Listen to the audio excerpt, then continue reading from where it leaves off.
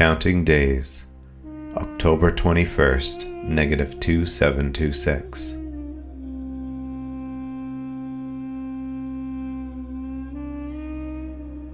Have you ever considered reading the Noah narrative while looking at the position of sun, moon, planets, and stars?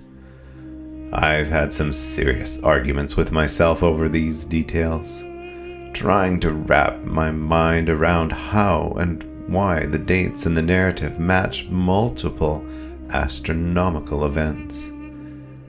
You must yourself discern if this is utter madness or a brilliantly encoded calendar system.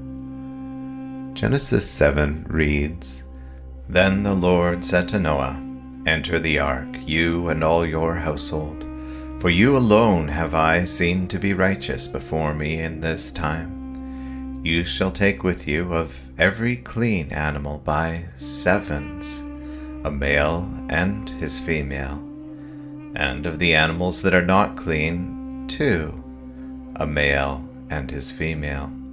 Also the birds of the sky by sevens, male and female, to keep offspring alive on the face of all the earth. For after 7 more days I will send rain on the earth 40 days and 40 nights, and I will blot out from the face of the land every living thing that I have made.' And Noah did according to all that the Lord had commanded him." In verse 11 it reads, "In the 600th year of Noah's life, in the 2nd month, on the 17th day of the month, on the same day all the fountains of the great deep burst open, and the floodgates of the sky were opened." So as a day count summary, the 2nd month, 1st day, is when the new moon appears on the horizon. The 2nd month, 10th day, is when Noah was to enter the ark, for he was going to blot out every living thing. The 2nd month, on the 17th day, the fountains of the great deep burst open. Let's have a close look at what we can see in the night sky on October 21st, -2726. On this unique day, 5 visible planets and the sun came in very close conjunction. It is this conjunction that was rare enough to be included in the journal article. The problem is the sun is blocking the conjunction event. In the west, the sun has blotted out both the conjunction and the red portion of the Milky Way. In the east, a full moon is blotting out the opposite side of the Milky Way. For those of you that use telescopes, you know how frustrating it is when a full moon or a sun blocks out your ability to see a unique event in the night sky. The narrative had a short phrase, "I will blot out." One might say, that doesn't make any logical sense. Blotting out the Milky Way by the sun and the moon, that means nothing. Let's come back to this later. The narrative said the flood started on the 17th day of the month. What if we counted backwards 17 days from October 21st? Would it be the 1st of the month? The original calendar was a lunar calendar, so the 1st day is when the moon is a sliver crescent close to the sun in the sunset horizon.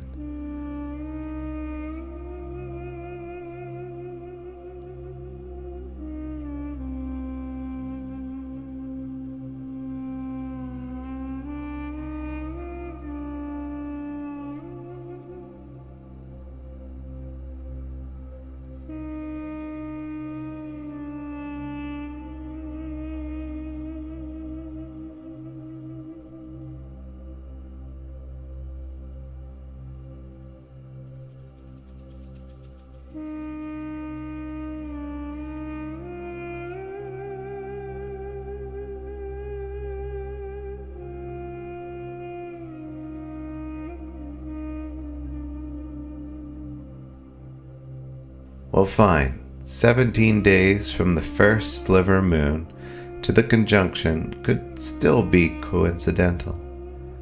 Let's see what happens if you count forward to the 10th day. Show me this ancient Alef-Tav star map. Okay, now I'll turn on the letter constellations that I've called the Alef-Tav star map. As the letter constellations touch each other, I'll alternate between even and odd letters. Counting to the 10th day, you will notice two events.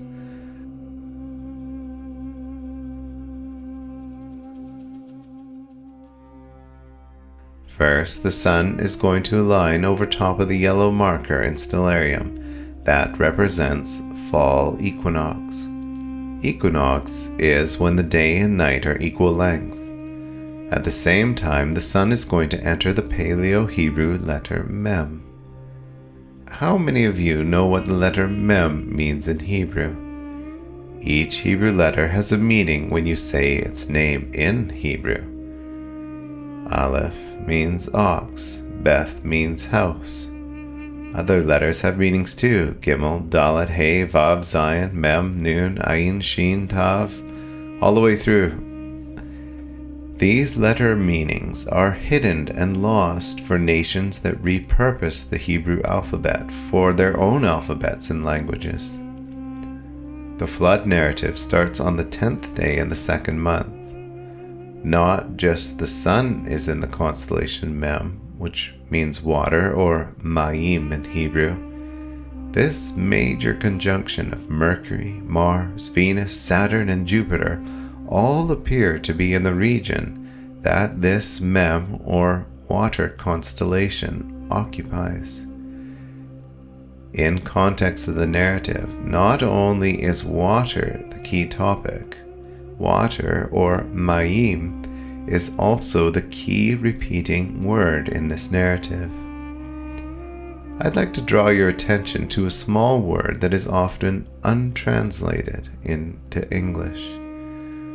For some reason, in the narrative, this small word becomes quite useful to the star calendar Alef-Tav star map.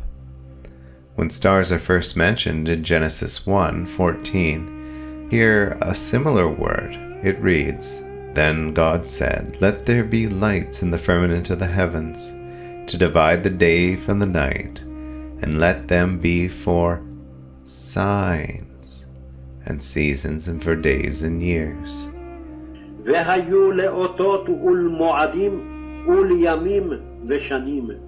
The word signs is in Hebrew this Alef-Tav Tav, or otot. Aleph is the first letter of the alphabet, and Tav is the last letter of the alphabet. Genesis 6:17 reads, "Behold, I, even I, am bringing the flood of water upon the earth, to destroy all flesh in which is the breath of life, from under heaven. Everything that is on earth shall perish." Let's open a free interlinear Bible to see this untranslated word.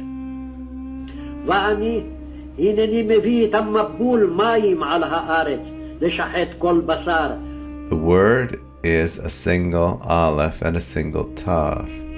The main definition in the Brown Driver Briggs lexicon is the mark of the accusative. In the sentence, "I am bringing it, the flood of water," the action of bringing is being applied to the object, the flood of waters. That's not too complex. However, the author of the lexicon notes another connection relating to the prefix, back to this word in Genesis 1:14, of signs, otot.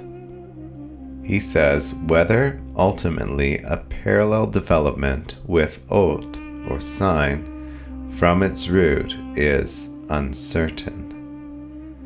Could the signs, or otot, of Genesis 1:14 be the basis of the alphabet letters themselves, being encrypted and hidden within the narrative. The writer of the lexicon said the link between the two words is uncertain. Well, there is only one way to find out if there is a connection. We will hunt out the untranslated Alef-Tav phrases to see if the writer of the lexicon was onto something or not. A close investigation of Genesis 6 verse 17 found the phrase, "the flood of water," is prefixed with a shortened form of the word that may relate to signs, Alef-Tav. It read, Et Hamabul Ma'im. The word flood, Mabul, and the word water, Ma'im, both start with the letter Mem, with a sound. The uncertain hunch of a connection of signs to Alef-Tav in the lexicon may very well be another clue. From here on in, we will see if Alef-Tav will be a reminder to look at the Alef-Tav star map. If you have ever used a compass and a map to find your bearings, then you may soon recognize the usefulness of this Alef-Tav prefix on the Alef-Tav star map. Let's continue to explore this time-mapped narrative.